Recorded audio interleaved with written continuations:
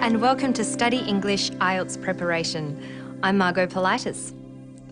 Today we'll look at the writing task in the essay section of both the general and academic IELTS tests.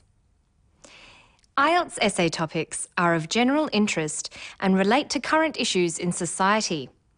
You can expect to be asked about the media, education, environment, health, communication, technology, and society. Being familiar with issues in these general areas is important. Listening to English language media will help you develop a bank of ideas on topics like this. An issue in health could be about children eating too much and not exercising enough. You could be asked to discuss a statement such as, children's eating habits and lifestyles today are more likely to be harmful than beneficial. You should know the essay instructions. These tell you how much time you have and how much you need to write. You are instructed to spend about 40 minutes writing the essay, which has to be at least 250 words. With practice, you'll know without counting what your 250 words look like. You will also be asked to give reasons for your answer and include any relevant examples from your knowledge or experience. This is one of the instructions, so you need to follow it. Reasons are saying why you think something is true or not. You could write, an increasing number of children are becoming obese because they are eating too much junk food. Reasons are supported by examples, like this. For example, aggressive marketing of such foods towards children is one of the contributing factors.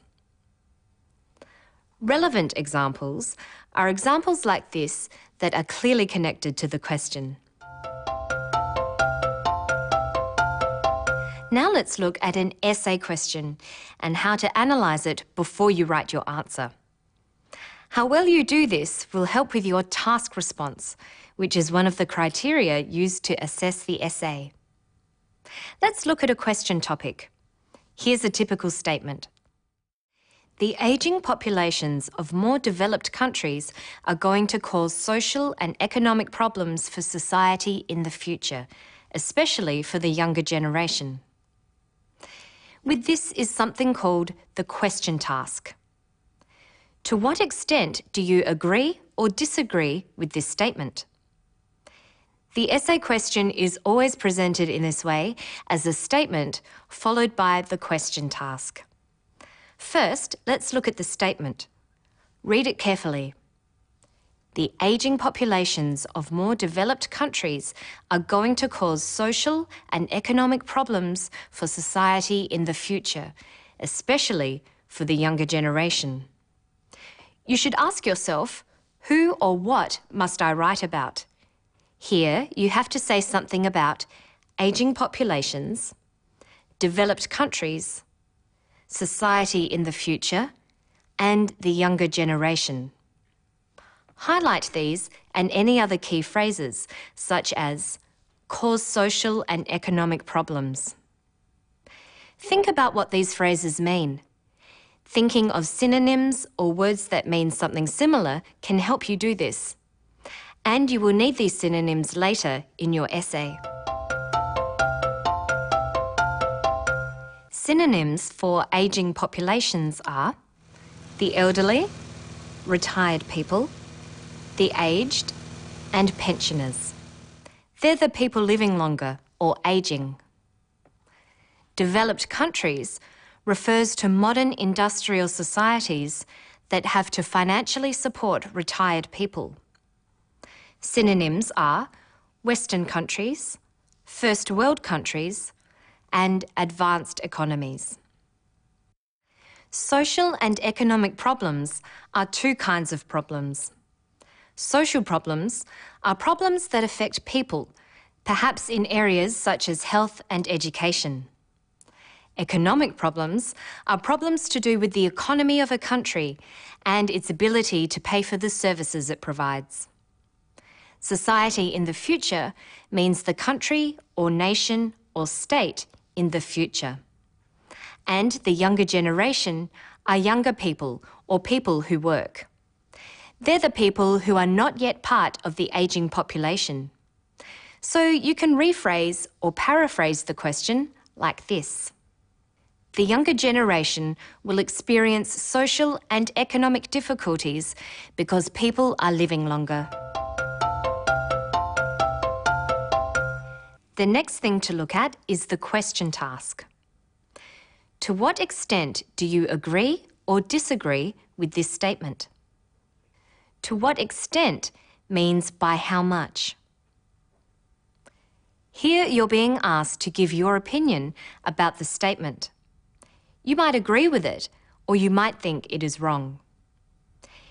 It's a good idea to reword this type of question into a yes-no question, like this. Do you agree that the younger generation will experience social and economic difficulties because people are living longer? Yes or no? You could think, yes, I agree completely, or perhaps, yes, I agree with some of this, but disagree with other parts of it. But keep in mind that asking how much you agree or disagree tests your ability to look at two sides of an issue and present a balanced argument. Even if you say yes and agree completely, you still have to look at the other side of the argument and think about why someone would disagree. You would need to write 2 body paragraphs in an essay of this type, one saying what you agree with and one saying what you disagree with. In the conclusion of your essay, you would state your position on the topic. Let's look at another question. Internet access should be under government control to avoid any potential harm to children. Who or what must you write about? The internet, government, and children. Now highlight other key phrases. Under government control. Avoid any potential harm. Let's think of synonyms. We know what the internet is, but what other words can we use? The net, the web, online, cyberspace.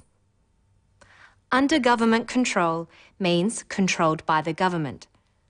Other words for government are the state or the administration. Potential harm means bad things that might happen. Synonyms for potential are possible or likely, and other words for harm are damage and hurt.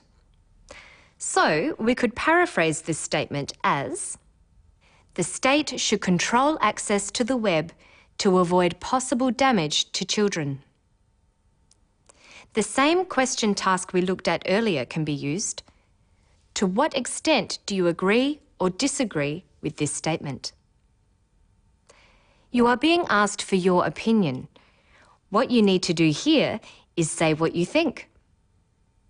The state should control access to the web to avoid possible damage to children. Yes or no? Now you should think about reasons for your point of view and why you don't agree with the opposite view. So, to recap, the way you respond to the question and the instructions is part of what you are being marked on. The examiners call it task response. Make sure you follow the instructions and write the correct number of words. That's all for now. Don't forget to visit our website for more. I'll see you next time on Study English.